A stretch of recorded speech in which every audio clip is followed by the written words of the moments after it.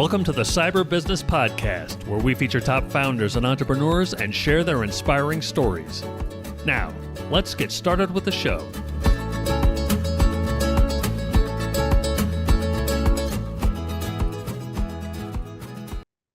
Matthew Connor here, host of the Cyber Business Podcast, where we feature successful business leaders, top law firms, green energy companies, and more.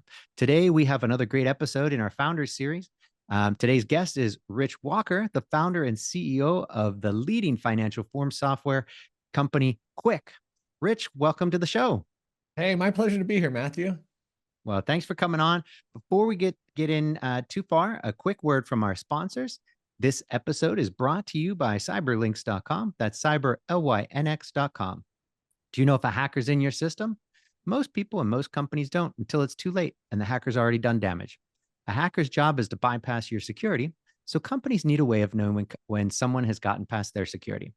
That's where CyberLink's intrusion detection comes in. With our 24/7 security operations center, we use a combination of AI and cybersecurity technicians to see when a hacker successfully bypassed your security.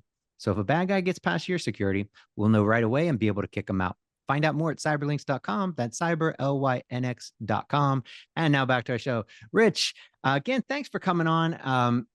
Before we, to kick this off, for those who aren't familiar with Quik, can you give us the elevator pitch? Sure. So Quik makes it easier to process forms. Think about the forms and applications that you fill out repetitively, typically in a sales process, a revenue generating activity, service requests. We've all done it with financial services, the DMV, hospitals, right? So we took a focus on financial services where there's so much paperwork. We built a library of over 41,000 forms across the industry. So name a company, Schwab, Fidelity, et cetera. We've got their forms. And we make it possible for customers to take data they already have in CRMs and databases, put it on the form, get it signed with DocuSign and Signix, and complete their work faster, easier, better. So I like to think if we make people happier doing something they hate to do, we're making a good thing in the world. That's awesome. I actually really love that. And as I kind of cut my teeth in IT on the software side. So I always find this bit really, really fascinating. And so let me ask you, so you're taking information that currently exists in, let's say, a CRM, let's say Salesforce, for example. Salesforce, HubSpot, right?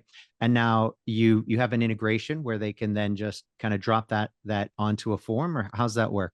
So actually, we have a couple different ways our customers work with us. We do have a turnkey product. You can just sign up on a website, quickforms.com, and try it out.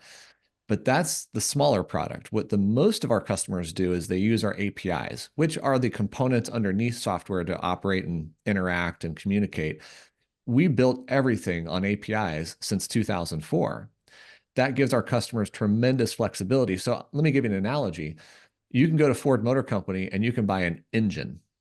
You can build whatever you want, a car, a boat, a plane, a truck, a bus. You can use the engine however you want, but being able to have the components that you need and put it together the way you want will create the experience you want for your users. And that's what we do here at Quik. So yeah, we have the turnkey ability to integrate with Salesforce, but many of our customers with our APIs integrate with whatever data source they have, even if the data source just is a website asking for information to collect it on the fly and then push it to the forms. That's fantastic. All right. So I'm a huge fan of founder stories, and I think they're just, I think they're fascinating. I love that no two are the same. And I think for those our longtime listeners, they know that I really love getting into the nitty gritty, the kind of unsexy portion that people tend to skip through, and that when they tell their founder stories. So if you wouldn't mind, can you tell us the story of Quik, how you started it, and feel free to just air all the dirty, just the grimy slugging it out, all of it. Just, yeah. What's the story? I'll give you the start and we can dive into some of the details together. This came about because in the 90s, I left college and became a consultant with Arthur Andersen. And I really became a technology consultant. I have this affinity for technology, even though I got my degree in finance. So I really built up this skill set, but I realized I don't like consulting. Even though I'm successful, I was making a ton of money doing it. I just didn't like it. So I left to become a financial advisor. I joined my mentor in his business, joined him and said, I'll start helping you operate the business while I get my licenses.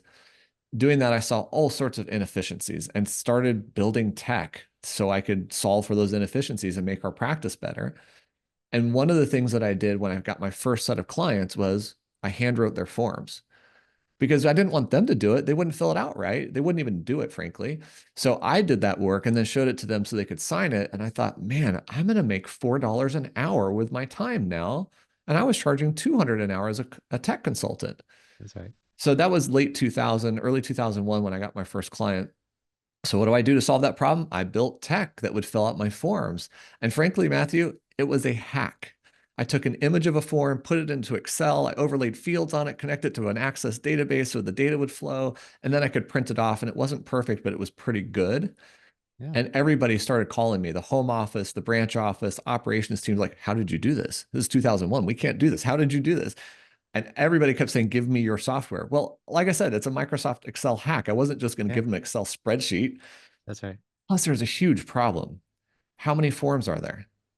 That's Everybody had different needs, different product companies, life insurance, mutual funds, brokerage, all these different forms. And I thought, I'm not tackling that. But after 6 months of hearing this, I want your forms, I want your forms, I went back to my technology partner, who, by the way, is my mom. She's a technologist.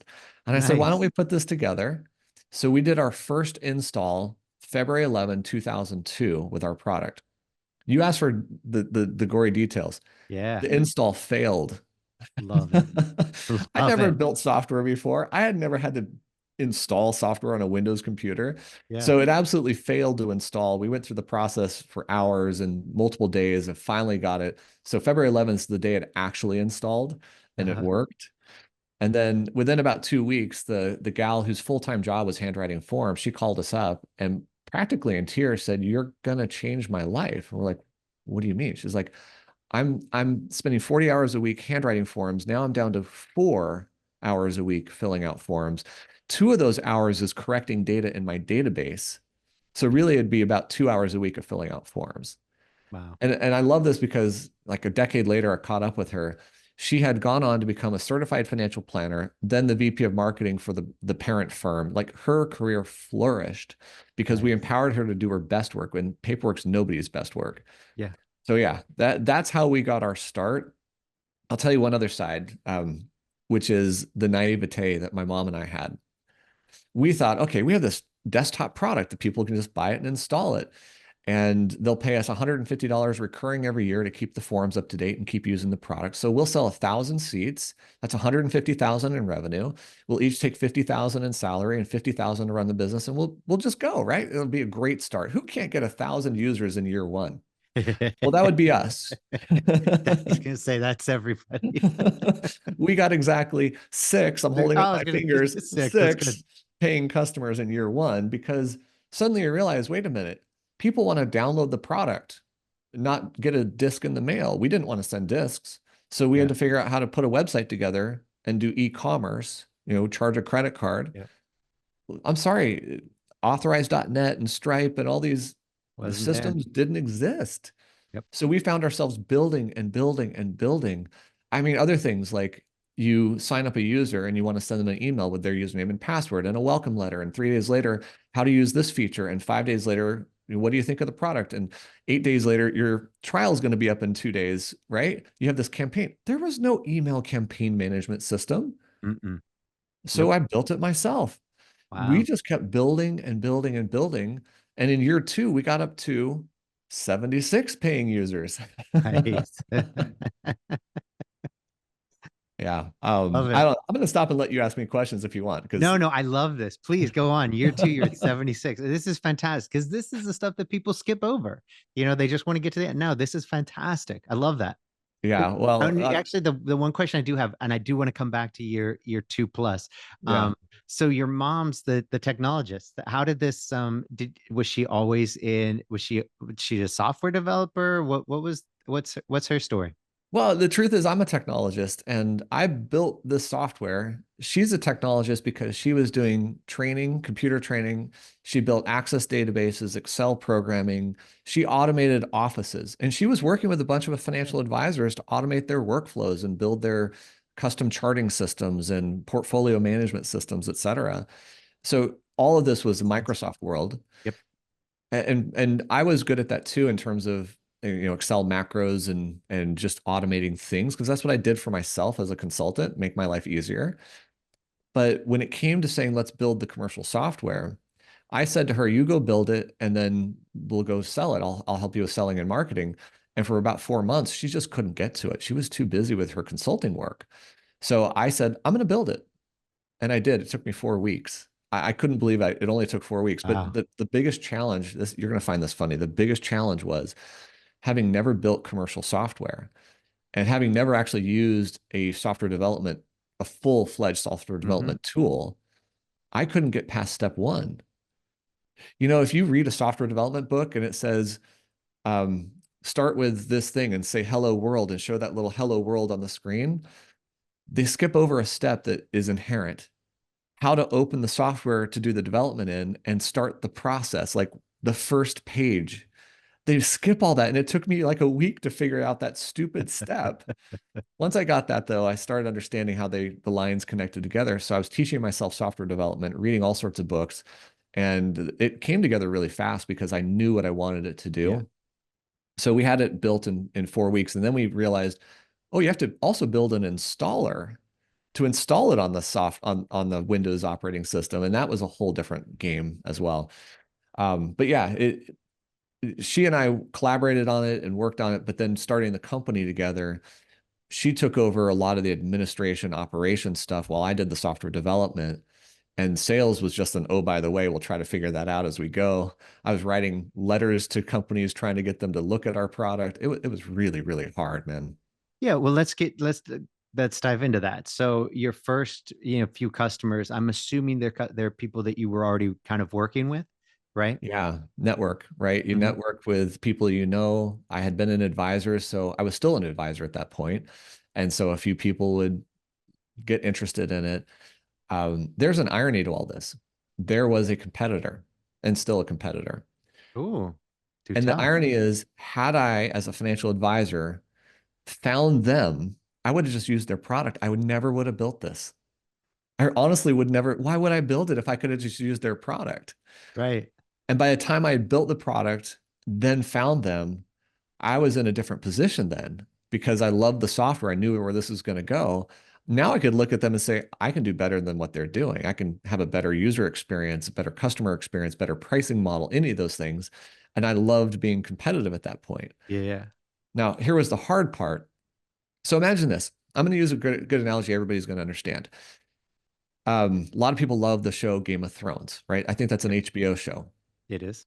And a lot of people have Netflix. Yep. If you only have Netflix and you want to watch Game of Thrones, Netflix is essentially worthless to you for Yep. that specific movie or show, right? Yeah, That's how my software is. If I don't have the forms you want to use, my software is worthless to you. that's right. I launched my product with 300 forms. My competitor had 1,000 forms. All they had to do to say to somebody was, they don't have your forms. And it was true. We didn't have the forms. And that's why customers kept saying no, like, well, you don't have the forms I need. So we'd go out and build. By the time I got to 1,000 forms, my competitor had 3,000 forms. And by the time we got to 3,000, they had 6,000 forms. Yeah. So for 10 years, we were chasing them in terms of forms. And it didn't matter how big we got in terms of our forms library, we were still behind them. So all they had to say was they don't have the forms. And it was largely true. And that we didn't hit parity with them until about, I'd say, year 10. That's a long time to be chasing. We were still That winning is. business, of course, because Yeah. Yeah. not everybody needed the same forms. Right. But that was part of the context of this product. And that's why there was only one competitor, because getting the forms was actually the hardest part of this business. I mean, that's a huge barrier to entry. You've got to build. It's one thing when you're just building a platform. Okay, great. That in and of itself is the challenge in getting it right. But now you're talking in almost in essence, every form is almost its own platform. I mean, there's so many different versions, so many different forms to have thousands. So how many forms are you at now? Over 41,000. Yeah. I mean, the It's barrier to entry there to get a new competitor coming in, forget it's about it. impossible. They would have to it's like right? No, I mean, I'm telling you, it's not even possible because the problem that they face is if they go to a John Hancock, American Funds, or whoever and say, "Can I have your forms?" Their question is, "Who are you going to give them out to?" And they'll say, "I don't have anybody to give them out to. I need your forms first." And they're going to say, "Why would I spend my time and money giving you forms and you don't have an audience to give them to?" yeah, Believe me, we had those questions asked of us. How many yeah, are you going to distribute to? And that was a big deal for the first 10 years. Since then, it's not been an issue at all. We've frankly become the dominant player in this space. So that's not an issue. But for any competitor, it is virtually impossible to compete on the library. But look, this is also true of Netflix. They lost the Disney library at some point. yep. Nobody's ever going to get the Disney library because Disney has their own streaming service.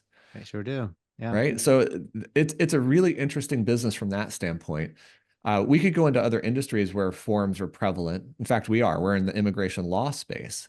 There's some 200 forms the U.S. Immigration and Department of Labor has for immigrating to the U.S. You can go get them. Anybody can go get them. Huh. But do they? Does everybody do it the same way and manage it the same way? Nope. This comes to that idea, that concept, Matthew, that ideas are easy, execution is hard, and execution's the differentiator. Yeah. Well, and I think that's such an interesting part of success. And I think, especially now when you look at, Instagram and TikTok, and you've got these kids coming up. When we were coming up, we had all these old school lessons, right? Practice makes perfect. And, there's no such thing as, instant success, or money for nothing. And all these things that you kind of were, I don't know, I just heard it growing up, even though I didn't see great examples of success growing up. I saw lots of examples of what not to do to be, what to do to be unsuccessful, but not a lot of, how to get successful. And so I think the kids now, though, they look at Instagram and they see all these influencers who are just instant money, right? Oh And yeah. it's instant success. And they're flying around in private jets and driving Lambos, and they don't do anything. And so it makes the younger people think that, oh, well, I'm doing something wrong. I'm not, worth it. No, you're gonna have 10 years of grinding if you're on the right path. You're gonna Hmm. have years of hard work before you don't even know if you're on the right path, right? You think you are, you work at it, and ultimately success comes from perseverance in whatever you're doing. If it's a viable course, you have to persevere, and it's not going to be for a day, a week, a month. You hear there's no instant overnight success stories, and I No, I think know. that's so hard to convey to kids when they're just kind of bombarded with it. They see movie stars, and okay, but you didn't see the 10 years that went into training that Yeah. the basketball players who are up at 4 o'clock in the morning, training, and they're working, hard every single day. You just think they made it overnight. It doesn't Yeah. happen. And so No, I love these you know what? stories. It is easier to make money today than it was 20 and 50 years ago by far because of the options available, the access to information, the access to audiences. But to that point of perseverance, I want to also say this. Um, the definition of failure in my mind is quitting. 100%. It's not that you made a mistake or broke something and had to fix it, or you lost a customer or you lost a product. Nah, those are learnings. That's right. Failure is when you quit because of that perseverance need. Yeah. 100%. Yep. And I think that's another challenge that the younger kids face now, is that in school they're taught to learn this information, regurgitate it perfectly. That's success. No, it's not. That doesn't reflect the real world. That Yeah. never in anybody's day are they kind of given something and then quizzed on it later. That's not practical real world application. Then to think that, to kind of equate that with success, and perfection is success. No, it is not. Success is not quitting. It's continuing and learning how to get there. It's Yeah. you're never given the answer and then asked for it again later. That's not the real world. So let me tell you how scary it was to start this business. Yeah. I joined my mentor in his financial planning practice, and he was so gracious because I was leaving a huge income. I mean, I was making 350,000 a year in 1999, 2000. I was Wow. doing really well. I had my dream car, I had everything going, but I also felt like I don't appreciate this and I need to have my own company now. So I go join him and I go to making no money, right? I mean, I don't have any clients to bring to the table.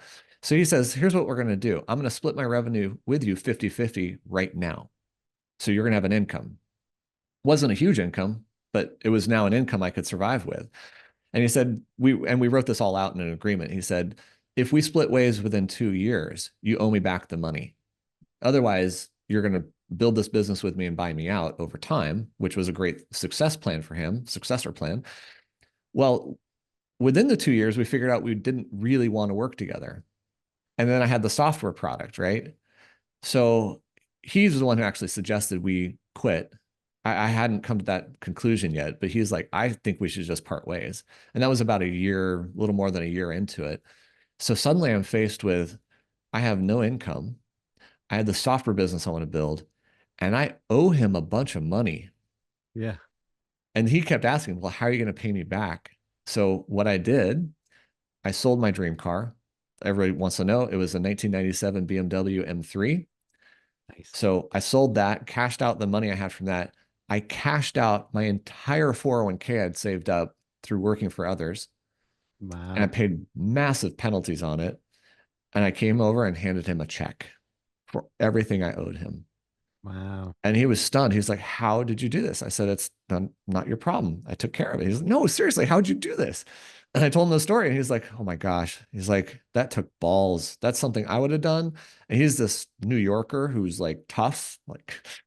And honestly, I remember talking to my friends saying, I'm going to do this business and I have no income. What am I going to do? I've never been in this situation before, but I've got to do this. And I honestly, I was super, super scared. The only solace I took was that most of my peers and friends who were still in consulting were losing their salaries because consulting was in a decline after the Y2K thing. Yeah. Everybody was in decline. The market was in decline. So I felt like, well, if everybody's taking a pay cut, I can take a pay cut. And the second thing I reminded myself was, if I want to quit doing this at any point and go get a job, I will have a six-figure job within 30 days, 60 at the most. I could recover. Yep. Yeah. You want to know what the recovery actually was? Yeah. I went over 150,000 in debt, and it took me 14 to 15 years to pay it all off. Wow. Now, did you do that as like a mortgage refi, or I had no house. no? Okay. I had no Credit card? assets. Credit cards. What I had was an excellent credit score and a huge credit line. I mean, here I was 26, 27 years old, and I had access to 150, 200,000 in credit with 0% interest for Oh, wow. years. I Oh, got wow. some credit cards at 2.5% interest forever. Wow. Yeah, I had cheap money at some points. At later points, I had expensive money, and it took a while. I think I spent, I didn't do the math. I don't want to know how much I spent in interest. But Yeah. I paid It back was every something, penny but and more. you made it. And that's brilliant though. I mean, that's the kind of I don't know, that's the kind of grit and determination where you find a way, right? You were determined to do this, and you believed in its eventual success. And all you had to do was figure out how to get there. And I think, if you don't know the exact course from where you are today to, let's say you wanted to go to Miami, you don't know the exact path. You know Right. that you can hop in your car, you can use Google Maps, you can pull out a map, GPS will get you. Yeah, but you don't know the exact route, but you believe that those are the steps that'll get you there. And then you get there. Along the way, there may be accidents, there may be road closures, there may be storms, there may be all kinds of stuff. Oh, But yeah. as long as you believe it, it's not a big deal. I'm going to get to Miami. You're going to get to Miami. It's just a matter of time. And I think that's people, kind of, I don't know if they can play it, but they magnify it in their head to this debilitating level to where it's like, oh, that's too scary. Like your friend, he was like, no, that I could never do that. And Yeah. why not? You're just going to Miami. You could stay where you are, but you said you want to go to Miami. Just go to Miami. Here are the steps. Maybe it'll be there. Maybe there'll be a little different. Just go. And eventually you'll get there and you'll be where you wanted to be. Yeah. And I think that's a really hard thing for people to I don't know, believe, I guess. If you don't see everybody in your life doing it, well, then that's not, you see everybody hopping in the car, going to Miami or wherever. And so you believe that's the way. That I think that the challenge is, like I grew up without having the seeing success happen, right? I saw Yeah. lots and lots of of attempts, and kind of, and not a lot of like necessary improvement on those attempts to kind of ultimately get there. And it's, a lot of glaring mistakes. And it's like, well, and so I'm not sure why I believe that, maybe it was kind of arrogance, that I was like, yeah, I can do this. Like, let's go to Miami, right? How hard could it be? And sure, I got my butt kicked real good, if in the learnings of how Yeah. to get to Miami, real good a bunch of times, fine. But I got to Miami, and so here I'm not in Miami, Yeah. but I think I don't think I've told you this, but I don't have a dissimilar story to yours because I wouldn't call my family very successful. My father's pinnacle of success was being a minister, and that's wow, not a financial success. And in no, fact, they left the church when I was 4, so I didn't even get to really understand that success to him. We talk about it now, but I didn't really get to see it, right? about that. My mom had no job before they divorced. So her first job was babysitting 13 kids in a makeshift daycare in our house, right? Just to pay the bills, just to try to make it work. And she built up her skill sets and built up her career. But her career was never about, hey, I want to be the CEO. I want to build a company like that. My stepfather was in the hotel business. He was very gifted at turning hotels around, but he didn't become the CEO. Yeah, I mean, there was no role model in that respect that I am trying to be for my kids. Um, and I think like one of the most successful people I know is my uncle, who's an entrepreneur who had a garage door business. So it's just a local business, and he ran it successfully. And the reason I knew he was successful is because he had a dune buggy, he had a motorhome, he went on vacations. I got to go on those vacations and experience those things. It wasn't that he was, flying private jets or having crazy cars. He had a very basic understanding of running his life and doing fun things. So I didn't have all these role models. In fact, when I went to college, I had just wished somebody had shown me there were things like investment banking. Never heard of that before. I would have maybe tried that earlier, or tried to get into that and understand it. So I think also my grandfather was one of those people who tried and failed and failed and failed and made all the mistakes. He was always in the get rich quick scheme. So I heard all the stories of him trying all these things and crazy things. He built a boat in his backyard 100 miles from the ocean. And I mean, a big boat. So I mean, he did all these crazy things. Nothing made him rich. Yeah. And I learned later, I think after he died, I learned that he had come from wealth. His father, back before the 1929 stock market crash, his father was almost a millionaire, which is considered like a billionaire in today's dollars. Yeah. So he had multiple homes they lived in. He lived on Coronado Island in San Diego. I mean, just total Yeah. wealth. And then goes on his own, has no wealth. He was always trying to replicate that with, oh, it's just easy, right? It's not. He never had the discipline and the focus. So to get back to this, I think, Matthew, I derived this will from a very simple concept. There are successful people in life. So why can't I be one of them? Love that. That's it. Why can't I be one of them? And so I look at what made them successful. I love origin stories and founder stories too. I read books about all these great people and what they did and how they got there. And I heard stories like this. And so to me, it was like, well, that's the path. It can be hard. I don't know if you've heard this or seen this. There's other ones that say, um, being poor is hard, being wealthy is hard. Choose your hard. Yep. And I love that because I don't care. It's hard whichever way you look at it. So I'd rather focus on the one that's going to get me to what I like. There's a one very similar to that. It's if you want a hard life, do easy things. If you want an easy life, do hard things. Right. Yeah. I love that. Yep. And it's just, yeah, of course. And you see that. That's how it plays out. People who Yeah. don't want to do the hard thing, and they do easy things. Their life is hard. They're not, Yeah. it's just choosing your hard. Yeah. Yeah. It really is. It really is. And you didn't ask this, but throughout the career of my company, I probably should have shut it down 3 times. Really. We hit points where it's just like, should we keep going? Because I could go make so much more money working for other people. That would have been easy. I could have had healthcare. Oh my gosh, what would that been like? Yeah. Been there. Yeah, right. But I don't know. I also have this other like innate drive to be my best. And Mhm. my best is about my potential, not being better than you or anybody else. It's about what That's right. my potential is. And I don't feel that any other company or employer or boss could help me get there. So being my own boss, building my own company, my dream is how I'm going to do it. I think my potential could be worth hundreds of millions or billions of dollars at some point, but it's not even about that.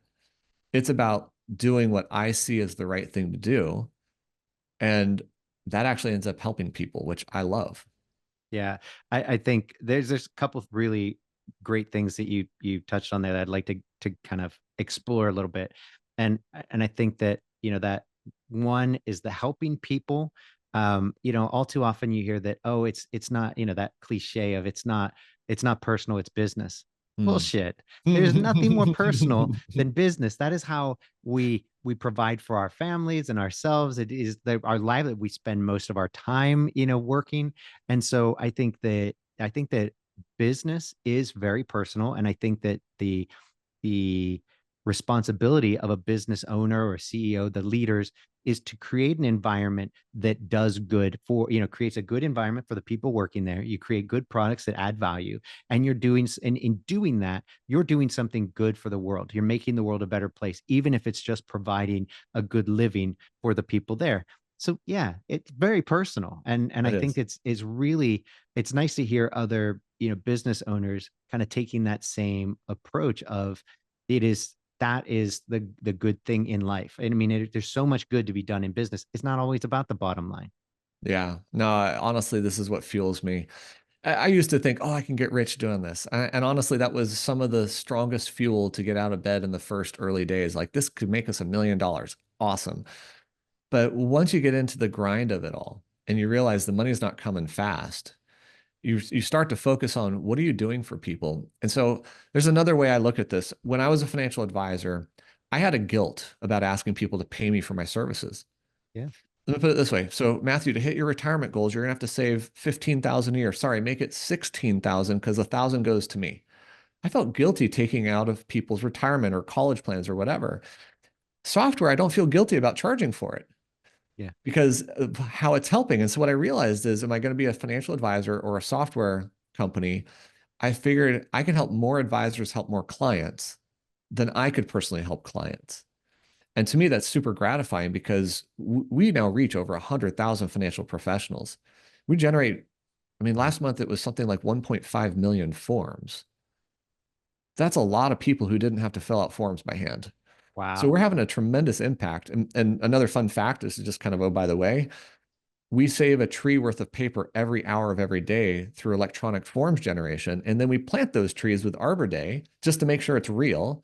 So that's another way that it's helping. And I love all these outgrowths. When you start looking at what you're doing in terms of how it helps people, the impact can be infinite.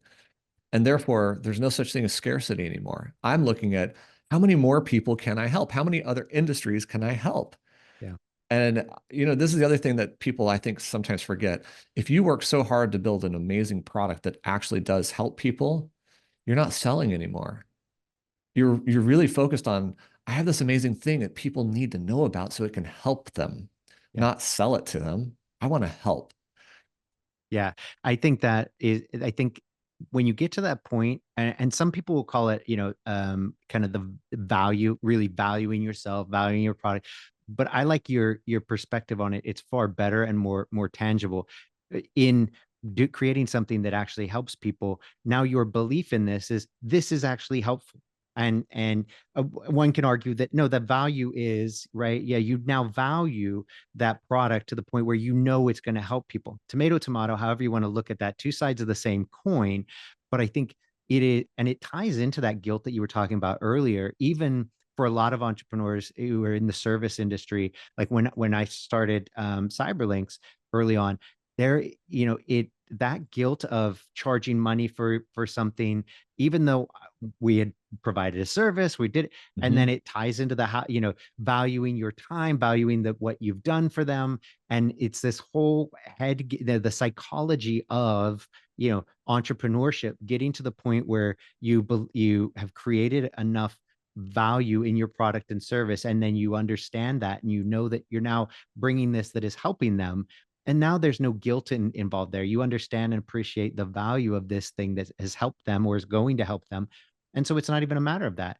But when you don't, now it's almost like you're trying to con yourself into faking it till you make it, which is not the right way to go about anything, and trying to, make these sales, and it's almost sleazy, and that's how things kind of fall down. It's a slippery slope of, because you don't really understand, or you haven't created the value. And so it's really interesting that you take this very wholesome, real, genuine approach to value of, no, we're doing something good. Look, we're saving millions of trees. We're saving, millions of hours. We're making people's lives better. That what you've created has great value for people. And that's easy once you know that. And you're like, I saw a video of this guy who's trying to hand out like these silver coins, or like these, bars of silver. And he goes to people and it's like, hey, take this. And people are just like, what, weird, right? On the street. They're like, yeah. And they're just passing up. And now he's not hurt. He's not like, oh, but if you call somebody, you're like, hey, would you like to buy my wares? And they're like, no, thanks. People get hurt. They're like, oh, that hurts. Or, it's a rejection. But when you're actually handing out something of value, and and somebody doesn't take it, it's like, okay, well, your loss. I'm trying to help. So you don't take not the right offense fit, when you're like whatever, no problem, handing out gold and nobody's taking it. It's like, okay, I'm that's fine, right? It's not a personal kind of ding like so many salespeople feel when they get that rejection. So then they go and they think, oh, this is just about, we're just panning for gold. We're just, we got to keep trying until we get it.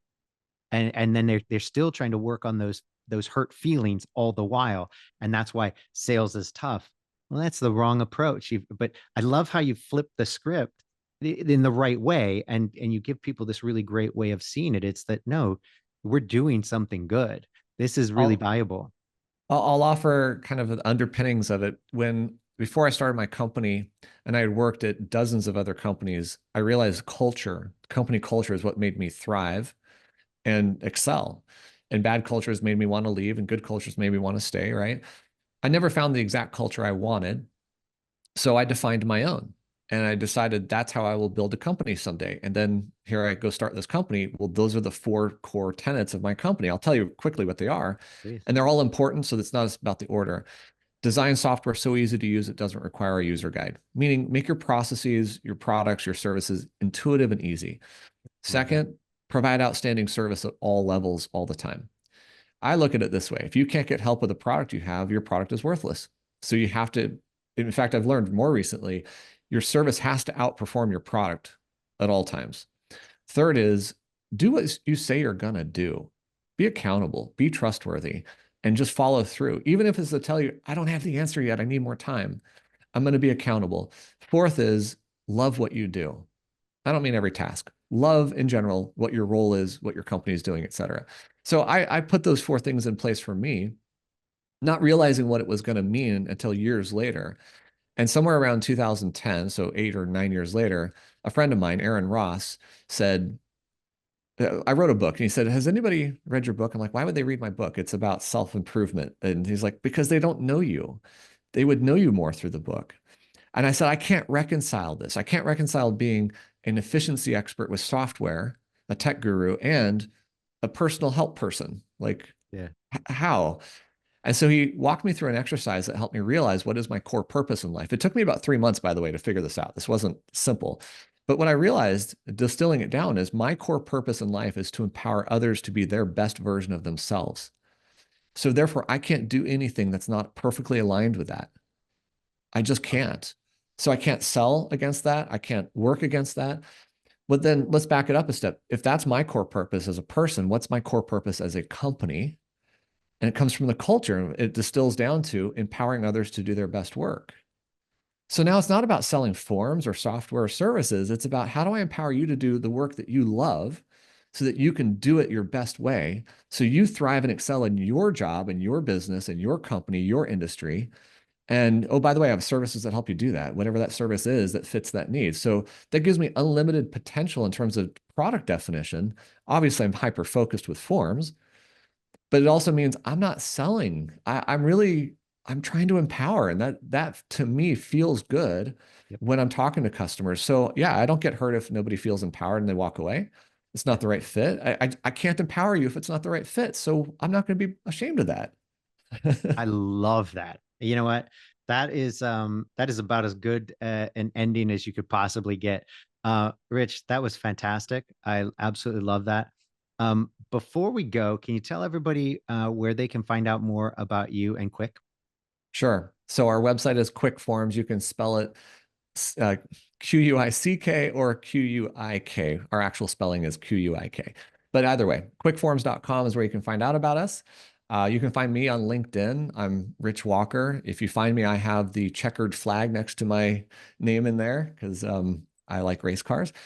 And I don't want a lot of spam, but if you want to contact me directly, I love to meet new people. It's rwalker@quickforms.com. Awesome. Rich, this was fantastic. Thanks for coming on. My pleasure. Thank you for having me, Matthew.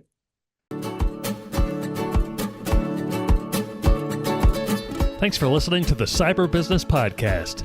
We'll see you again next time, and be sure to click subscribe to get future episodes.